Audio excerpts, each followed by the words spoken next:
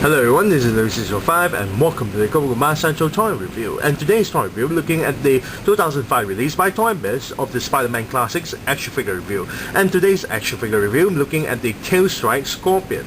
Now I got this figure straight from a newly opened scalper shop near my area for 99 ringgit, which was way overpriced. But then again, no other toy shops is actually carrying this figure. So I was really hard pressed when buying this figure because it was really overpriced. But I really like this figure, so well, what choice do I have? Now, for the packaging itself, you'll notice that Spider-Man image there, a nice little artwork of Spider-Man, and that's about it. Nothing much to talk about for the packaging. Front part of the packaging itself, you have the figure itself, 3 of the projectile weapons for you to stuck it at the end tip of the tail itself for him to launch the projectile to hit this newsstand where it crumbles, which is really nice touch. Now at the back of the packaging, there's nothing much to talk about. You've got a nicer image of Scorpion there with the newsstand, and this is not a bio for Scorpion, this is a bio for Spider-Man, which is kind of weird. You've got a nice little instruction manual. At the bottom, you've got the rest of the lineup: Web Trap Spider-Man, Tailstrike Scorpion, which is we'll be reviewing soon, Spin and Trap Spider-Man, Buzzing Beetle, Web Cannon Spider-Man. So without further ado, let's open up this packaging so we can molest the toy. Be right back. And we're back after removing the figure, and there is a stuff out from packaging. Now it comes with a projectile for you to slot it at the tip of the tail itself. There's a hole there, and you just place it in and push it all the way in until you hear a click. Here you have a button to launch the projectile, and it fires pretty hard. Next we have the newspaper stand, which is pretty detailed stuff, and I really like the amount of details they put on this simple prop. Here you got 50 cents daily, $1 for Sundays. Here you got a face of Spider-Man. Spidey is being labeled here. I'm not too sure why Spidey is being labeled to an entire newspaper stand. Here you have the Daily Bugle. In the middle there, there's a trumpet, an image of a trumpet. Here you got an image of Spider-Man swinging building to building. I'm not too sure why they use red fonts though, it's really hard to read. It's stated Spider-Man, New York Hero.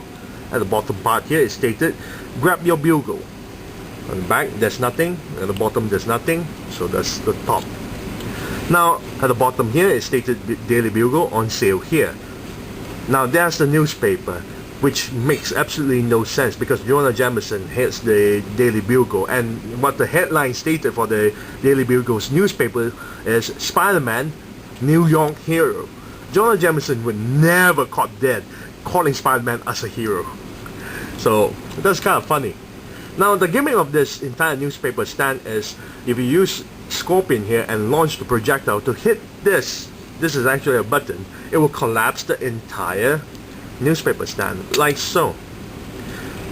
You can straighten it up by pulling it like so, but most of the time it doesn't work, so you have to press a button here. This is sort of like a button or a trigger at this section here. You have to feel it around.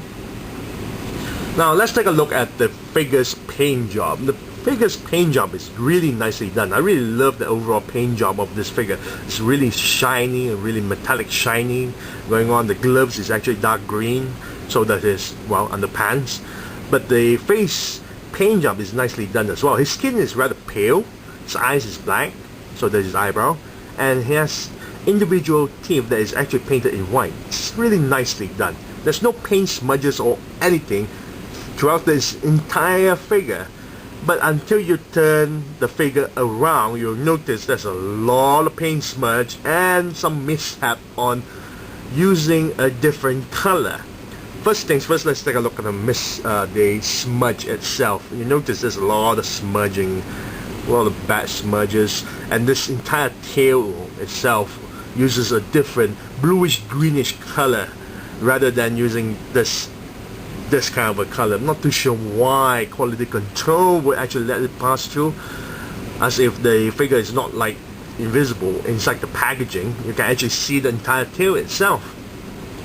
Now let's take a look at the figure's sculpt. The sculpt is pretty nice, especially on the face sculpt. The face is really nicely done, especially on the entire snarling, angry Scorpion face sculpt being put onto the head itself. The torso's rivets are actually sculpted. You can actually feel the rivets all over his body. Now the arms and the legs itself is really nicely detailed. Really love the stuff. This is the bottom part of the boots itself.